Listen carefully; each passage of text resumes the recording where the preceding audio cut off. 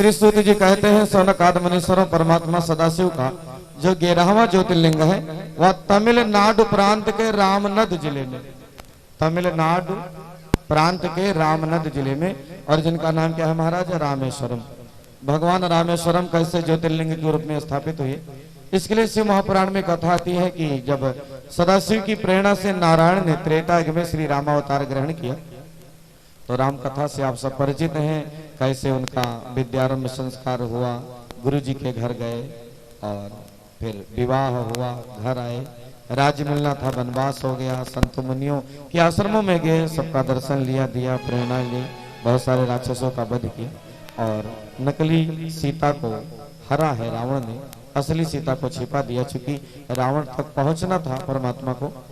और फिर आगे श्री हनुमान जी की मुलाकात, सुग्रीव से मित्रता, बाली का वध, और फिर श्री हनुमान जी को लंका भेजना, पता लगा कि आना, ये सब कथाएं बहुत विस्तार से सबको पता है। जब बारी आई कि ये पक्का हो गया कि श्री सीता जी लंकापुरी में है, तो अब कैसे समुद्र को लांघा जाए, पुल बनाने की बात आई। तो भाई कोई अच्छा काम करने से पहले शिव की पूजा यदि हो जाए तो वह कार्य सफल हो जाता है। तो वहीं परमात्मा श्री राम ने उस पुल का उद्घाटन करने से पूर्व पार्थिवेश्वर महादेव का पूजन किया है, विधिवत पूजन, शुक्ल यजुर्वेद के मंत्रों से अभिषेक हुआ है। और श्री राम और श्री शिव में कौन बड़ा कौन छोटा, ये कौन निर्णय कर सकता है? प्रसन्न हो गए सदाशिव। और वही परमात्मा श्री राम की पूजा के मध्य ही जो पार्थिवेश्वर का निर्माण किया गया था, ज्योतिपुंज के रूप में भगवान प्रकट हो गए। बोलिए शंकर भगवान की जय हो। मित्र कहें या एक दूसरे के इष्ट कहें, मुलाकात हुई है और सारी भविष्यवाणियां भगवान सदाशिव ने प्रेषित की है सभी को। सबने आग्रह किया कि महादेव आप प्रकट भय हैं तो भविष्य में आने वाली पीढ़ी को भी आपके पूजा का लाभ मिले, तो यहीं विराजमान हो जाइए। तो सबके आग्रह पर भगवान सदाशिव वही ज्योतिर्लिंग के रूप में विराजमान हो गए और उनका नाम पड़ गया श्री रामेश्वरम। शिवगणों ने कहा शंकर भगवान से कि रामेश्वरम नाम क्यों पड़ा? तो शंकर भगवान कहते हैं क्योंकि वो राम शिव के ईश्वर के द्वारा बनाया गया है, वो मेरा स्थान हमारे ईश्वर के द्वारा बनाया गया है, इसलिए रामेश्वरम। राम जी से किसी ने पूछा कि रामेश्वरम नाम क्यों रखा, तो राम जी कहते हैं राम के ईश्वर इसलिए रामेश्वरम। दोनों एक दूसरे को अपने से बड़ा कहते हैं। और भैया सच्चे अर्थों में बड़ा वही है जो दूसरे को छोटा न समझे, ज्ञानी वही है जो दूसरे को मूर्ख न समझे। तो परमात्मा सदाशिव सबके आग्रह पर वही 11वें ज्योतिर्लिंग के रूप में विराजमान हो गए और उनका नाम पड़ गया श्री रामेश्वरम। और इसी प्रसंग का पूज्यपाद गोस्वामी तुलसीदास जी ने श्री रामचरितमानस पटल पर भावानुवाद किया है। लिंग थापि विधिवत कर पूजा, शिव समान प्रिय मोहिना दूजा। तो भगवान श्री रामेश्वरम के दर्शन का बहुत पुण्य लाभ है। आइए हम सभी दो चौपाई में गाएं, फिर 12वें ज्योतिर्लिंग की चर्चा। जे रामेश्वर दर्शन करे है, प्रमाण है इसका कि गंगोत्री से जल लें और श्री रामेश्वरम में चढ़ाएं। हमारे कितने भाई बहन रामेश्वरम जी का दर्शन प्राप्त कर चुके हैं? अरे वाह, बहुत बढ़िया, बहुत बढ़िया। तो गंगोत्री से जल और रामेश्वरम का अभिषेक। जे रामेश्वर दर्शन करे है, ते तन तज मम लोक से धरे। जय रामेश्वर सब गाइए। ते तन तज मम लोक से धरे। जो गंगा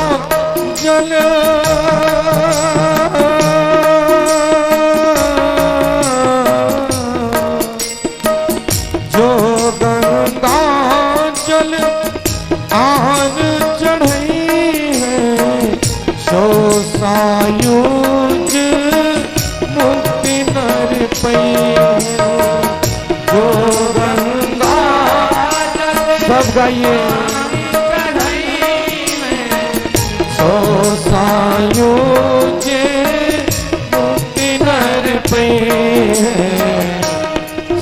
सायुज्य मुक्ति क्या है भैया? मुक्ति की सबसे ऊंची जो धारा है वो सायुज्य मुक्ति, कि ये आत्मा निकली, प्राण ज्योति निकली और सीधे परमात्मा में समा गई। तो शास्त्रों में लिखा है कि जो श्री गंगोत्री का जल लेकर के रामेश्वरम जी का जल अभिषेक कर ले गया, उसे परमात्मा सायुज्य मुक्ति प्रदान कर देते हैं। इधर प्राण की ज्योति निकली, उधर परमात्मा में समा गई। फिर पुनरपि जन्मम पुनरपि मरणम पुनरपि जननी जठरे शयनम का सारा चक्कर जो है समाप्त महाराज। जो गंगा जल आने चढ़ाए सो सायुज्य मुक्ति नर पाए।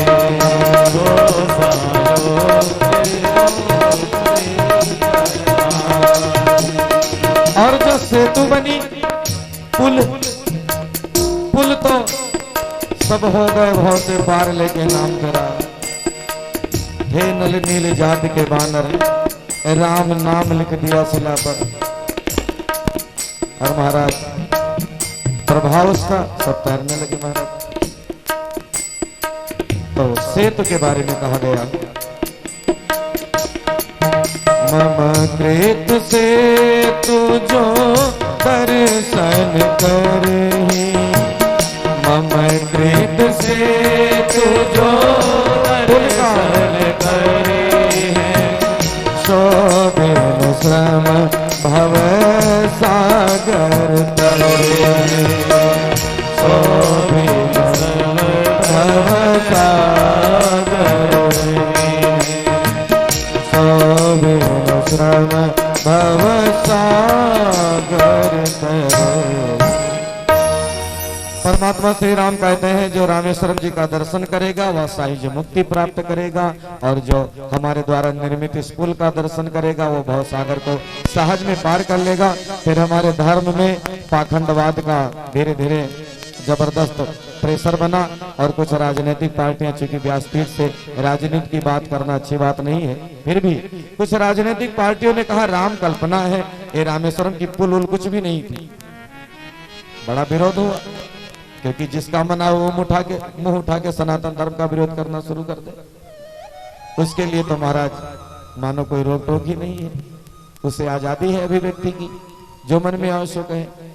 लेकिन बाद में अमेरिका के द्वारा एक सैटेलाइट बनाया गया, और जो कम से कम 150 किलोमीटर पानी के नीचे फोटो खींचता था, और अमेरिका का सैटेलाइट आता है और उसने रामेश्वरम जी के पुल का फोटो खींचा। बहुत पूर्व की बात है, शायद कुछ लोग जानते हो। फिर अमेरिका के द्वारा प्रेषित की गई ये बात कि लंका को भारत से जोड़ने की एक पुल बनी हुई है, बहुत प्राचीन काल से। पता नहीं कौन सा केमिकल लगा के जोड़ा गया है कि आज भी ज्यों का त्यों है, जल का स्तर ऊपर हो गया तो पुल नीचे हो गई। उसमें विचार किया गया कि राम जी की सेना में 2 सिविल इंजीनियर थे, नल और नील, छू मंत्र वाले नहीं भैया, वो बेईमान वाले नहीं कि ये करोड़ बजट आया 1 लाख लगा के बाकी खाए गए। वारे आज के ठेकेदार गिट्टी खाए जाए, मोरंग खाए जाए, सीमेंट खाए जाए। नेताजी पुल का उद्घाटन करने जाते हैं, वहीं पुल गिर जाती है उद्घाटन में। और वो पुल करोड़ों साल पहले बनी थी महाराज। चूना जिप्सम और कोयला का जब मिश्रण हो जाता, संयोजकता आ जाती है, वही है सीमेंट कहलाता। उसमें भी चोरी महाराज। फिर बेल का फल और चूना न जाने क्या क्या मिला मिला करके नल ने ऐसे पत्थरों को निर्मित किया था महाराज, जालीदार पुल बनाई थी। और आज भी पुल ऐसे विराजमान है।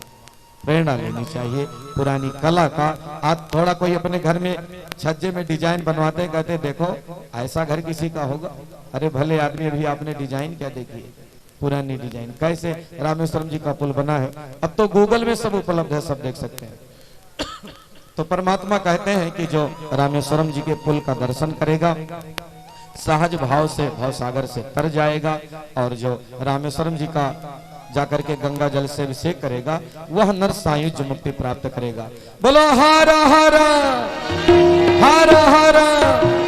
आज बहुत आनंद का दिन है, क्योंकि अभी भगवान शिव का दरबार सजने वाला है। प्रत्यक्ष शिव जी सबको दर्शन देंगे। हम उससे पहले 12वीं ज्योतिर्लिंग की चर्चा करें। 11 ज्योतिर्लिंग की कथा हो गई। 12वां ज्योतिर्लिंग जो परमात्मा शिव का है उसका नाम है घुसमेश्वर महादेव। क्या नाम माता बहनों? घुसमेश्वर। और एक बात और कहूं कि 12 ज्योतिर्लिंगों का दर्शन जरूर जीवन में करना, बाकी कमाना खाना जिंदगी में बहुत है और सब इस धरा का धरा पर धरा का धरा रह जाना है। इसलिए थोड़ा थोड़ा धन बचाते रहो और आध्यात्मिक क्षेत्रों में तीर्थों में जाकर के आध्यात्मिक लाभ लेते रहिए महाराज। बंधुओं में प्रार्थना कर रहा था कि प्राचीन काल में एक व्यक्ति था जो भगवान शिव का बहुत परम भक्त था और उसका नाम था सुधर्मा। क्या नाम था माता बहनों? सुधर्मा। और उसकी पत्नी का नाम था सुदेहा। 28 गुण से विवाह बना था लेकिन आपस में बनती नहीं थी। विवाह तो बना 28 गुण से लेकिन व्यवहार नहीं बना। काफी समय बीत गए। मैंने कल परसों निवेदन किया था कि अपने बेटे बेटियों का विवाह तय कीजिए तो उसमें गुरु बल, चंद्र बल और सूर्य बल 3 बल का विचार होता है।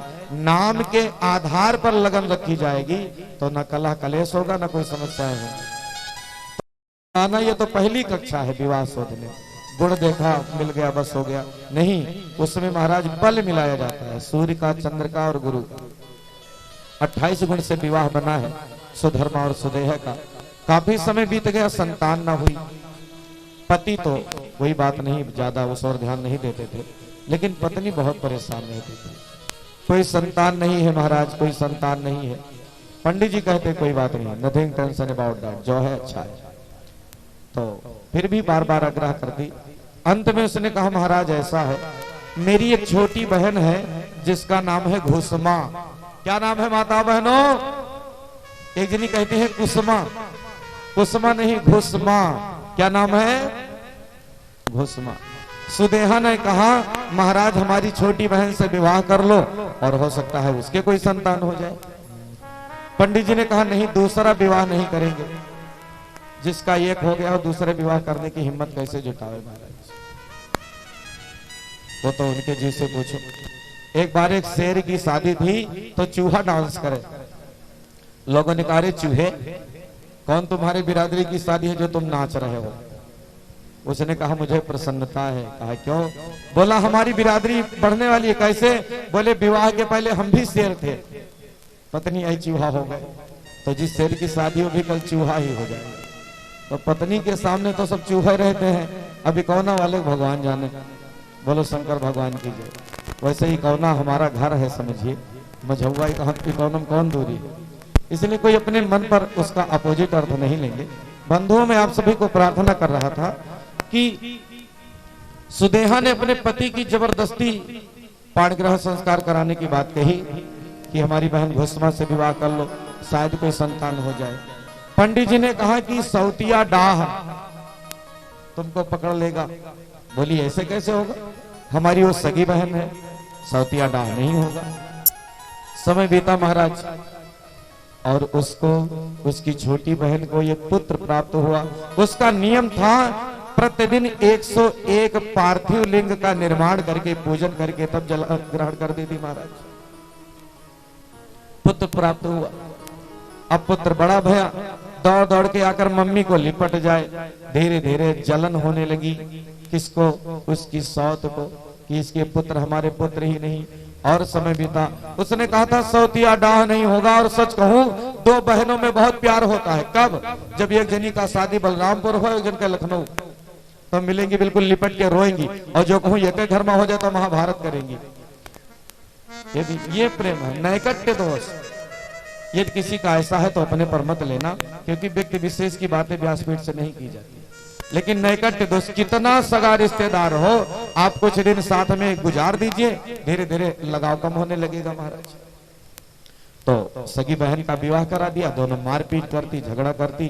बेटा उसका बड़ा हो गया, छोटी बहन का ब्याह हो गया, बहू आ गई और जलन। पड़ोसनों से जाकर के कहा कि मुझे बहुत जलन होती है अपनी बहन को पुत्रवती देखकर।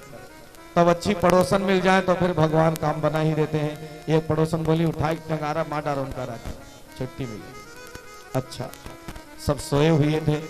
सुदेहा गई और अपने बहन के पुत्र को काट डाला कुल्हाड़ी से और गठरी बना के ले जाकर के एक तालाब में विसर्जित कर दिया, डाल दिया, जहां रोज घुसमा पार्थिवेश्वर भगवान को विसर्जन करने जाती थी। सवेरा हुआ, घुसमा ने तुरंत तैयार की है पूजन की सामग्री और महाकाल सदाशिव का पूजन आरंभ किया, पार्थिव पूजन किया। उसकी बहू रोती आई, बोली माँ तुम्हारे पुत्र इस दुनिया में नहीं है। माँ को बहुत कष्ट हुआ, लेकिन पूजा नहीं छोड़ी। भैया सच कहूं कि यदि आप धर्म क्षेत्र में रहोगे तो कष्ट कठिनाई आएगी। मैंने एक दिन कहा था कि 20 रुपए का माटी का मटका हम लोग खरीदते हैं तो बजा के चेक करते हैं, तो परमात्मा क्या नहीं चेक करेंगे हमको आपको कि झूठा चंदन लगा के बैठ गया कि है सच्चा। आप धर्म कर्म करोगे, कष्ट आएंगे, कठिनाई आएंगी, मुसीबत आएगी, उससे लड़ते रहोगे तो ईश्वर फिर आगे बहुत ऊंचाई प्रदान करेगा। सत्यनारायण जी की कथा सुनी, रास्ते में ठोकर लग गई, बोले सब बेकार की चीज है। कथा भी सुनी, ठोकर भी लग गया। अरे भले आदमी, तुम्हारे तो प्राण जाने थे, ठोकर लग के बच गए। इस पे नहीं विचार करते। इसलिए धर्म से जुड़े हुए व्यक्ति का कष्ट यदि कम नहीं होगा तो बढ़ेगा नहीं। यदि आप धर्म कर रहे हैं फिर भी दुख मिल रहा है, प्रारब्ध गड़बड़ है, धर्म नहीं करोगे और अधिक कष्ट मिलेगा। इसलिए मेरी सब माताओं बहनों से प्रार्थना, भाइयों से प्रार्थना है कि अपने आप को धर्म क्षेत्र से अवश्य जोड़े रखें। तो पूजा का परित्याग नहीं किया है भीष्मा ने। पार्थिवेश्वर भगवान को उठाया, विसर्जन करने गई और जैसे विसर्जन किया है जल में, महादेव की कृपा से जिस बालक को उसकी सौतेली माँ ने काट डाला था वो खड़ा मिला। माँ मुझे सौतेली माँ ने काट डाला था, शिव जी ने जिंदा कर दिया। बोले सच्चिदानंद भगवान की। शंकर भगवान वहीं प्रकट हो गए और कहा देवी मैं सुदेहा का भी वध कर दूंगा। तब स्तुति किया है भीष्मा ने, बाबा उसे मत मारो, मैं आग्रह करती हूँ। शिव जी ने कहा वैसे वो वध के योग्य है, लेकिन तुम साध्वी हो कहती हो तो मैं उसे छोड़ रहा हूँ। बाबा एक प्रार्थना करूं। शिव जी ने कहा क्या? उसने कहा कि जिस रूप ने आपने हमारे पुत्र की रक्षा की है उसी रूप में विराजमान हो जाइए। तब भगवान सदाशिव कहते देवी घुसमा तेरी भक्ति से मैं प्रसन्न हूँ, इसलिए हमारा ज्योतिर्लिंग है स्थापित होगा और नाम तुमसे ही होगा। क्योंकि घुसमा की उपासना से परमात्मा संतुष्ट हुए थे, इसलिए उनका नाम पड़ गया घुसमेश्वर महादेव। बोले घुसमेश्वर महादेव की। शंकर जी के 12 ज्योतिर्लिंगों की जो कथा सुनता है परमात्मा सदाशिव उसके अनेकों जन्मों के पाप की गठरिया काट देते हैं और जीवन को अभय प्रदान कर देते हैं। परमात्मा की दिव्य झांकी मंच तक लाई जाए। मेरे भोले बाबा तुमको आना होगा, डम डम डम रो बजाना होगा। मेरे भोले बाबा तुमको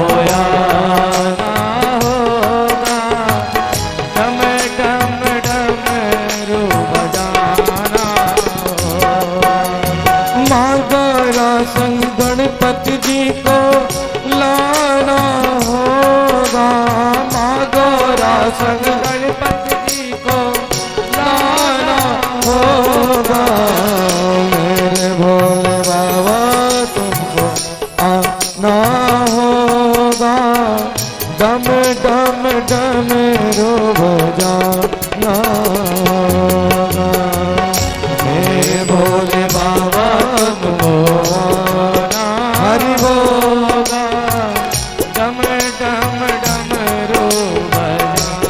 ताली से सेवा करते हैं। जय हो।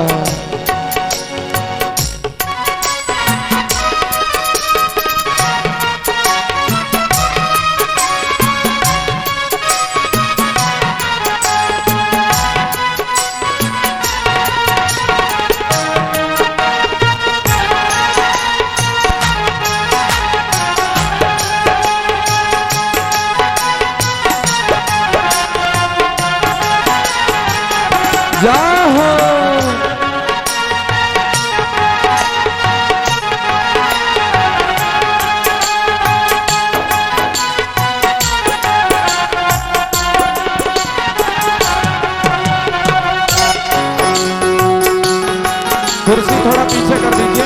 अच्छा ठीक ठीक ठीक है, रहने दीजिए, बैठिए।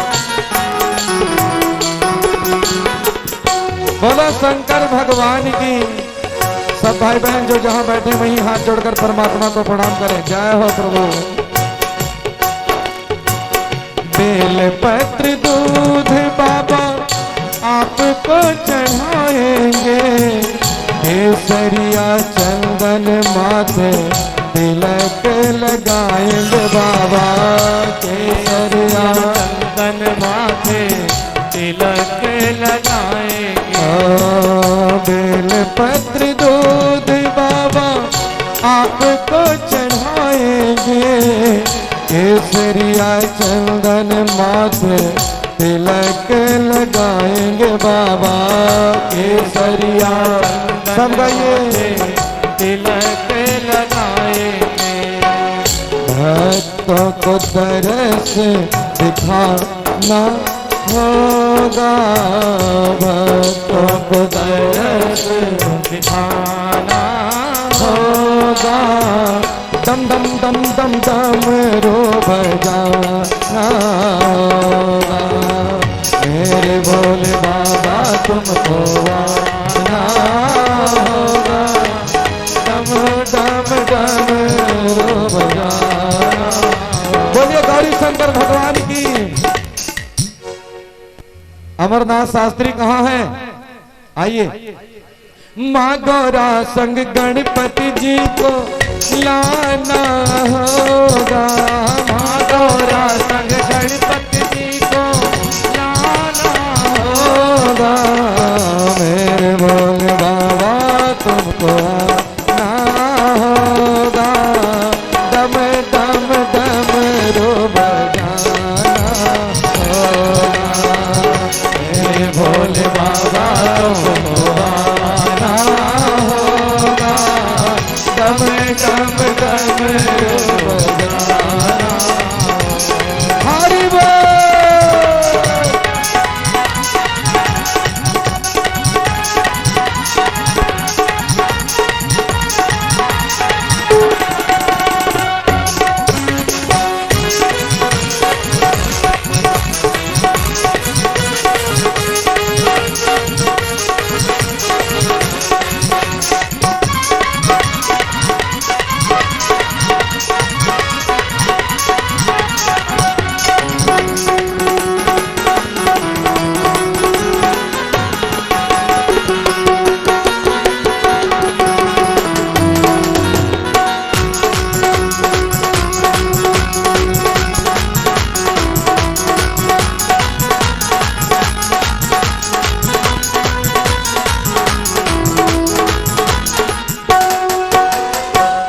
आप तो निराले बाबा, रूप भी निराला है, हाथ में त्रिशूल गले सर्पों की माला है बाबा, हाथ में त्रिशूल गले सर्पों की माला है।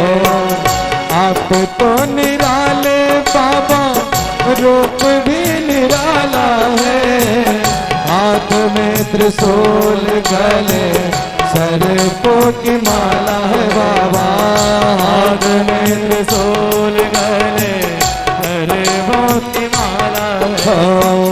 नंदी पे चढ़े के आना होगा, नंदी पे चढ़े के आना होगा, दम दम दम रो बजाना होगा, मेरे भोले बाबा तुमको आना होगा, दम दम दम रो बजाना। हरि बोल। जय हो भोलेनाथ महाकाल की।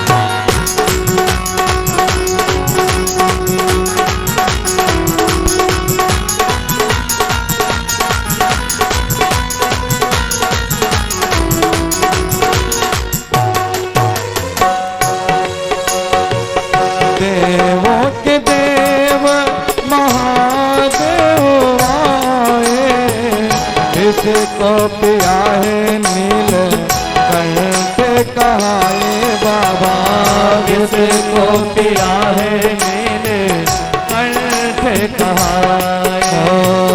देवों के देव महादेव आए, इसको पिया है नील कंठ कहाए बाबा, किसको पिया है नील कंठ कहाए।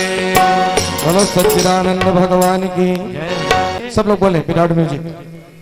भक्ति से शिव को मनाना होगा, बोलो सब भाई बहन बोले। मुंह में तमाकू हुआ तो जीभी से किनारे कर लो, फिर बोलो। भक्ति से शिव को मनाना होगा, भक्ति से डम डम डमरू बजाना होगा, मेरे भोले बाबा तुमको आना होगा, डम डम डमरू बजाना होगा।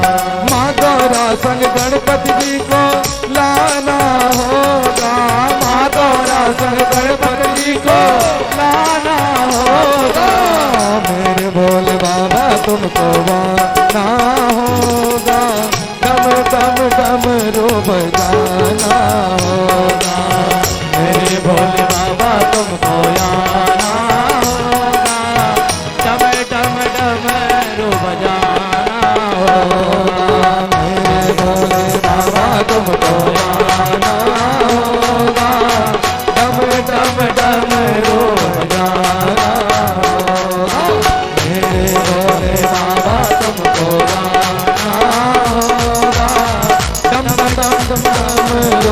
बजाना होगा।